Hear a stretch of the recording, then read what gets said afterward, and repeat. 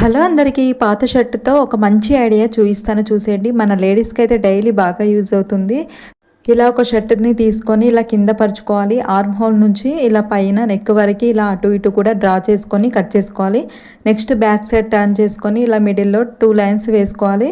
Next ఇలా కింద నుంచి అటు ఇటు కూడా ఇలా కట్ చేసుకొని డ్రా చేసిన లైన్ వదిలేసి ఇది అవసరం లేదండి, పక్కన పెట్టేయండి ఇప్పుడు. సో ఇప్పుడు డ్రా చేసిన లైన్స్ దగ్గర కట్ చేసుకోండి. నెక్స్ట్ పైన నెక్ని వదిలేసి ఇలా మిగతా పార్ట్ని మాత్రం కట్ చేసుకోవాలి. ఇప్పుడు థ్రెడ్ లాగా ఉంది కదా, సో దీన్ని మధ్యలో కట్ చేస్తే మనకి రెడీ అయిపోతుంది.